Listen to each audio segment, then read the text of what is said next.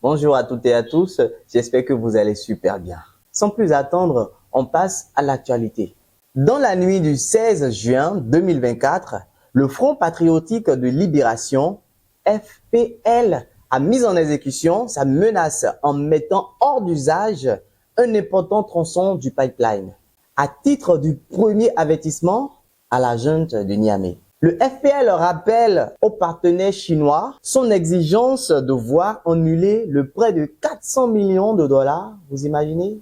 Promis aux putschistes de Niamey, faute de quoi toutes les installations pétrolières seront paralysées au cours des prochaines actions. Toujours, le FPL demande aux usagers de la route de ne plus emprunter pour leur propre sécurité et celle de leurs biens. Il s'agit du tronçon Ngigmi, Koulélé, Zender et Diaouro.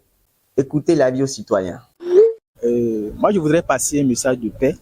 Personnellement, j'invite le président nigérien à ramener la balle à terre et à coopérer avec l'armée béninoise pour qu'il y ait une cohésion, pour que la paix règne entre les deux pays, parce que nous étions des pays frères.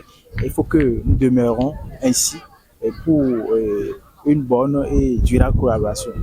Merci. Ce que je demande à notre président Tchané, qu'il se patiente et qu'il mène la balle à terre. Au Bénin ici, il n'y a pas de terroristes.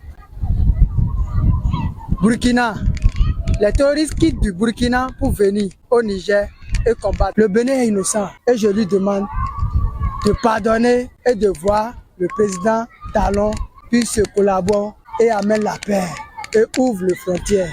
On est innocent au Bénin.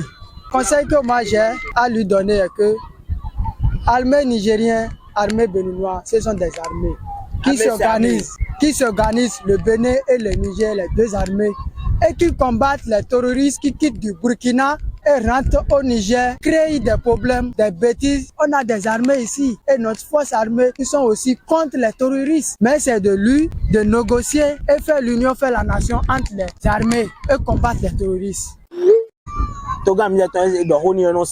Mais le problème de nous régler les mettons. Nous ballons à commun. Par rapport aux informations et l'actualité, ce qui se passe, je vois que c'est un peu dommage la réaction du groupe FPL du Niger d'aller saboter ce qui a été mis en place pour des investissements qui ont été mis en place pour le bien des deux pays.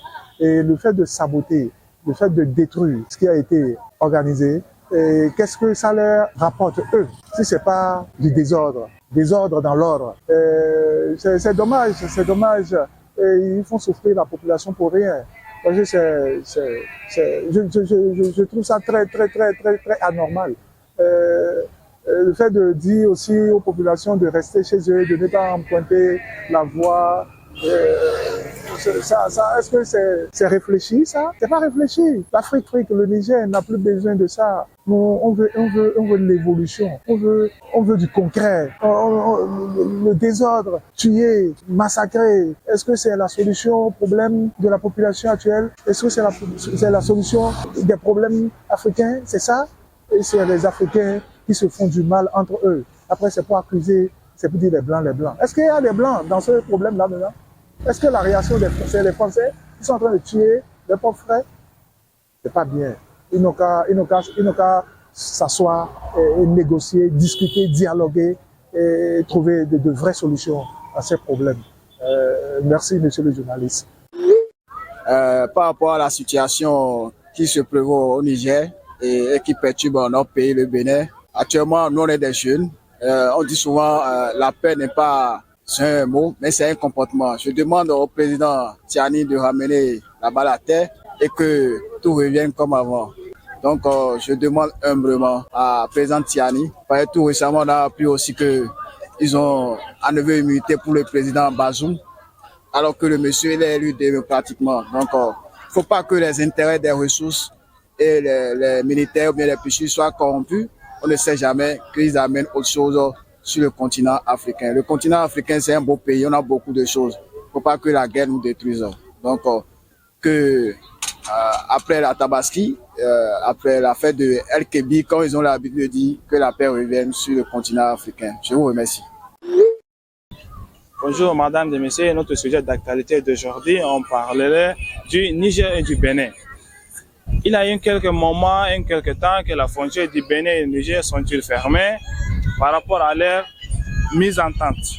Et le message que je vais passer au monsieur le président Tchani du Niger, qu'il dépose ses armes à terre et il ouvre la frontière entre le Bénin et le Niger pour que la paix vienne entre les deux pays et la collaboration vienne entre les deux pays. C'est juste un message que je voulais passer pour mes peuples nigériens et le peuple béninois. Merci.